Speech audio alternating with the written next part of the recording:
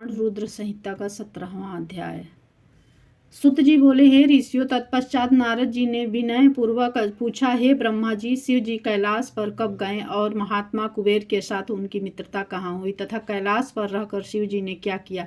ब्रह्मा जी बोले, हे नारद, काम्पिल्य नगर में एक यज्ञदत्त नाम का ब्राह्मण रहता था, जो यज्ञ विद्या में बड़ा ही परंपरागत था। उसे एक गुणनिधि नामक पुत्र था, जिसकी आयु उस समय 8 वर्ष की थी। उसका यज्ञोपवीत हो चुका था और वह भी बहुत सी विद्याएं जानता था, परंतु पिता से जीत कर वह पुत्र जुआरी, खेल कूद में संलग्न और गाने बजाने वालों का साथी हो गया था। माता के बार बार कहने पर भी वह पिता के समीप नहीं जाता था और पिता तो घर के कार्यों तथा दीक्षा देने में संलग्न रहा करता था। और जब घर आकर अपनी स्त्री से पूछता कि इस समय गुणनिधि कहाँ गया है, तो वह कह देती थी कि कहीं स्नान करने या देवताओं का पूजन करने गया होगा।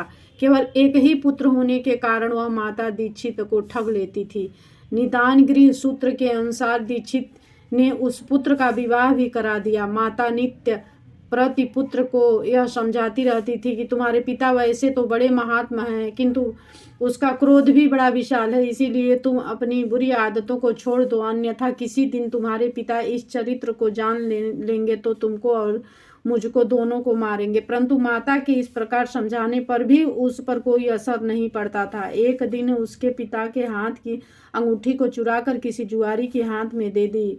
दैव योग से पिता ने उस अंगूठी को जुआरी के हाथ में देखा और उससे पूछा तो उसने कहा कि मैंने कोई तुम्हारी चोरी तो नहीं की है, किंतु तुम्हारे पुत्र ने लाकर अवश्य दिया है। मुझे अंगूठी ही नहीं बल्कि उसने और जुआरियों को भी बहुत सा धन लाकर दिया है, परंतु आश्चर्य है कि तुम जैसे पंडित भी अपने पुत्र के लक्षणों को नहीं जान सके। यह सुनकर लज्जा के कारण दीक्षित का सिर झुक गया। वह सिर झुकाए और वस्त्र से अपना मुंह ढके हुए अपने घर गया और घर में जाकर अपनी पत्नी से बोला, अरे धूर्त पत्नी, भला यह तो बता कि तेरा वह लाड़िला पुत्र कहाँ गया है। खैर, वह कहीं भी गया हो, किंतु वह मेरी अंगूठी कहाँ है जिसे उबटना करते समय तूने मेरे हाथ से ले ली थी।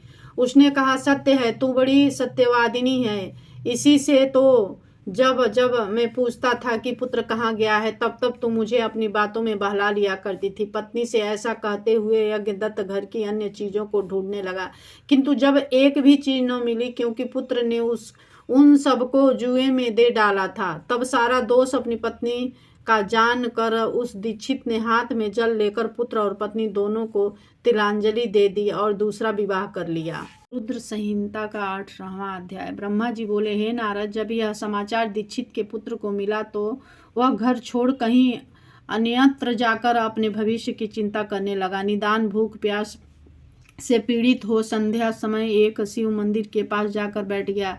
जब एक शिव भक्त अपने परिवार सहित शिव पूजन के लिए अनेकों सामग्री लेकर मंदिर में आया और जब वह शिव की पूजा कर चुका तथा घर से लाए हुए पकवान आदि उस पर चढ़ा चुका था, तब भूख से पीड़ित यज्ञदत्त का पुत्र उसे ग्रहण करने के लिए मंदिर की आड़ में छिपकर देखता रहा। और जब वे सब लोग पूजन कर पकवान आदि चढ़ाकर किंचित विश्राम करने लगे तो उनकी आंखों में झपकी आते ही यज्ञदत्त का पुत्र धीरे से उठकर मंदिर के आड़ में छिपकर देखता रहा। और जब वे सब लोग पूजन पर पकवान आदि चढ़ाकर किंचित विश्राम करने लगे तो उनकी आंखों में झपकी आते ही यज्ञदत्त का पुत्र धीरे से उठकर मंदिर में घुस गया और दोबारा जितना भी भोग आदि चढ़ा हुआ था उस सब को लेकर अचंपत हो गया। किंतु उसी क्षण उसके पैरों में धमधमाहट सुनकर वे सोए हुए लोग उठे और बड़ी जोर से चिल्लाने तथा दौड़ते हुए उसका पीछा किया। नगर के लोगों ने भी उसे बहुत खदेड़ा और नगर के रक्षकों ने उसे भगाते हुए को ऐसा मारा कि क्षण भर में ही मर गया।